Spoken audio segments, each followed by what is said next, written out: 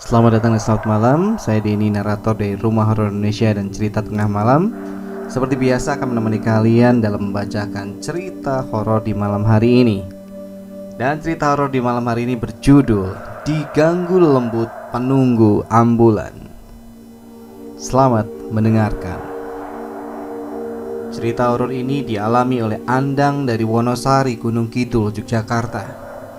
Andang adalah seorang lelaki dari Wonosari yang bekerja di sebuah puskesmas, tepatnya di bagian stay di UGD alias Unit Gawat Darurat. Puskesmas tempat kerja Andang ini lokasinya desa, terletak di tepi jalan arah pantai selatan Gunung Kidul. Suatu ketika Andang dapat giliran jaga shift malam. Malam itu Andang bertugas berdua. Karena di ruang UGD tak lagi ada pasien, maka Andang gunakan waktu jaganya buat bikin laporan dengan laptopnya. Sekitar jam 9 malam, datanglah dokter jaga. Sebut saja namanya Pak D. Biar gak bosen, mereka bertiga ngobrol-ngobrol sembari nonton televisi. Sekitar jam 10 malam, datang rombongan bapak-bapak yang membawa seorang wanita berumur sekitar 25 tahun yang terluka dan susah diajak bicara. Dari keterangan rombongan bapak-bapak ini, mereka menemukan mbak yang terluka tersebut jatuh dari sepeda motor di pinggir hutan. Setelah mendapat pertolongan pertama dari dokter Pak D, akhirnya si mbak bisa diajak komunikasi. Ternyata dia bekerja sebagai perawat di salah satu rumah sakit swasta di Gunung Kidul. Setelah dilakukan pemeriksaan, ternyata terdapat luka yang cukup dalam di persendian kakinya. Nafasnya sesak serta terlihat masih trauma dengan kejadian yang baru dialaminya. Dengan berbagai pertimbangan, akhirnya dokter Pak D merujuk si mbak untuk dibawa ke rumah sakit tempat dia bekerja. Karena keterbatasan karyawan, Andang pun merangkap sebagai supir ambulans. Andang lalu mempersiapkan mobil ambulans untuk mengantar si mbak ke rumah sakit. Wah, sudah jam 11 malam nih, saya temani dah. Nanti sekalian mampir di Wonosari dulu, ujar dokter Pak D kepada Andang. Setelah mobil ambulans siap beserta dengan perlengkapannya, Andang pun meluncur mengendari mobil tua itu untuk mengantar si mbak yang terluka, ditemani dokter Pak D dan keluarga pasien. Setelah menempuh perjalanan sekitar 30 menit, mereka pun sampai di rumah sakit. Pasien sudah diterima dan mendapatkan perawatan lanjutan. Andang dan dokter Pak D lalu pamitan kepada keluarga pasien dan segera bergegas kembali menuju puskesmas desa.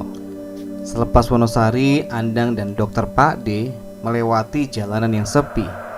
Pertama-tama di kanan kiri jalan hanya terdapat ladang dan tanah kosong. Lama-kelamaan Andang melewati jalan yang kanan kirinya hutan, lokasi jatuhnya si mbak.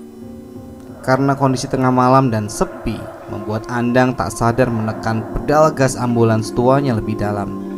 Agar suasana tidak senyap, sembari menyetir, Andang berbincang-bincang dengan dokter Pak D. Sampai pada sebuah tikungan tajam, Andang mengurangi kecepatan mobilnya. Namun tiba-tiba terdengar suara nenek-nenek terbatuk. Andang merasa tengkuknya merinding. Mereka berdua berhenti berbicara dan fokus pada pendengaran. Lalu suara nenek-nenek batuk itu kembali terdengar. Dokter Pak D menatap Andang. "Sampean dengar juga, Pak?" tanya dokter Pak D kepada Andang. Iya, saya dengar," jawab Andang pelan sambil mengangguk. Suasana langsung hening. Andang dan dokter Pak D merasa ada makhluk lain yang dompleng di dalam ambulansnya. Beberapa saat kemudian sampai juga Andang dan Pak Dokter ke puskesmas desa. Dokter Pak D langsung turun dan lari meninggalkan Andang sendirian di dalam ambulans. Sebenarnya Andang juga mau ikutan lari, tapi gengsi. Maka dengan sekuat tenaga Andang berusaha mengusir rasa takut yang menghinggapinya. "Ya Tuhan, kenapa saya ini? Apa benar?" ucap Andang dalam hati. Akhirnya Andang memberanikan diri memarkir mobil ambulans ke garasi. Waktu menunjukkan pukul 1 malam. Ketika itu kondisi puskesmas sudah sepi. Teman jaga Andang juga sudah molor di ruang tunggu. Sementara dokter Pade sudah ngacir masuk ke rumah dinas. Andang masih sendirian beres-beres ambulans. Saat itu Andang mau mengambil tabung oksigen dan perlengkapan lainnya dari dalam ambulans untuk dipindahkan ke ruang UGD. Andang pun turun dari kabin supir dan melipir ke belakang. Namun terdengar lagi suara seorang nenek tua terbatuk-batuk. Andang bimbang, mau lari tapi kerjaan belum selesai, mau meneruskan pekerjaan tapi ada lembut di dalam ambulans. Bismillah, Andang nekat membuka pintu belakang ambulans. Dan ternyata tidak ditemukan apa-apa. Tidak ada siapa-siapa. Sementara itu ternyata dokter Pade masih mengintip dan mengawasi Andang dari balik korden rumah dinas. Andang mulai mengangkut tabung oksigen dan peralatan medis dari dalam ambulans dan memindahkannya ke dalam ruang UGD. Saat Andang mengangkat peralatan, pintu ambulans masih terbuka. Ternyata dokter Pade di balik korden melihat penampakan di jok depan ambulans. Saat selesai menaruh peralatan, Andang kembali ke ambulans bermaksud menutup pintu belakang mobil.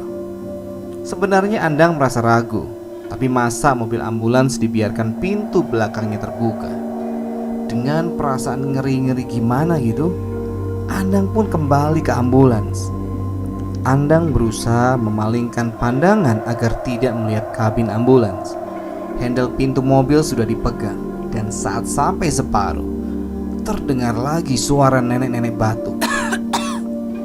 Andang berusaha untuk lari, tapi apa daya, kakinya seperti tertancap dengan tanah. Lalu terdengar suara nenek tua itu berbicara. Le, iki simbah sirai gatel. Begini artinya, nak, ini simbah atau si nenek kepalanya gatel. Andang ketakutan bukan kepalang, tapi entah kenapa mendengar suara itu, Andang bukannya segera menutup pintu ambulans dan lari, melainkan malah membukanya kembali. Dan Andang melihat samar-samar sesosok nenek-nenek di dalam kabin ambulans. "Mbah, opone sing gatel?" "Mbah, apanya yang gatal?" tanya Andang. Astaga, ternyata nenek-nenek itu menyodorkan sesuatu ke depan Andang. Tangan nenek itu terlihat seperti tengkorak berwarna hitam. Dan sesuatu yang disodorkan itu ternyata sebuah kepala gundul. Mukanya rata, gak ada mata, hidung dan mulutnya.